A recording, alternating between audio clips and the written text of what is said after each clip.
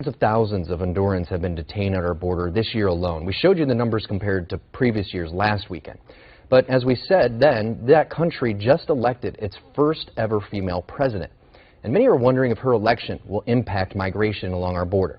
Channel 5's Santiago Caicedo spoke to Hondurans who find themselves here in the valley. 3 Hondurans at different stages of their lives. Wendy just recently crossed the border into the U.S. and explained why she left Honduras. Porque allá es una miseria, una vil miseria. It's miserable over there, despicable misery, she says. Cesar has been living in the valley for 5 years. He misses his family and wants to go back to Honduras. For young people like us, it's hard to get a job, not just younger adults, but also older women, he says. And Alfonso has been living in Houston for 30 years.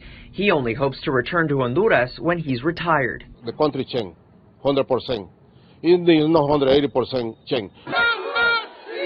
That change falls on the shoulders of Xiomara Castro, the new president-elect of the left-leaning Libre Party. Revertimos el autoritarismo. We have reversed authoritarianism and reverted back to where we left off as a party, Castro said during her victory speech on Sunday. In the last 12 months, nearly 300,000 Hondurans have been apprehended trying to cross into the U.S. It's estimated 1 in every 23 Honduran residents were apprehended.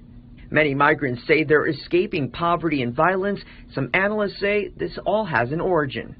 There's a direct link then between the corruption that has made the state or the government unable to deliver at all and taken all the money away, and the migration.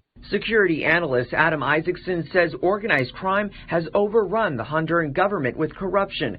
The brother of current President Juan Orlando Hernandez, Tony Hernandez, was sentenced by a U.S. district court to life in prison for drug trafficking. And in 2009, there was a coup against then-President Manuel Zelaya, the husband of the now president-elect. Observers say young people participated the most in the recent election. Young people like Cesar say they want to keep fighting for what's best for their country. I don't want to go back to see my mother in her grave.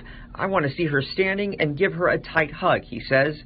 And while campaigning, President Biden said he would invest $4 billion in Honduras, El Salvador, and Guatemala to fight corruption and improve people's quality of life.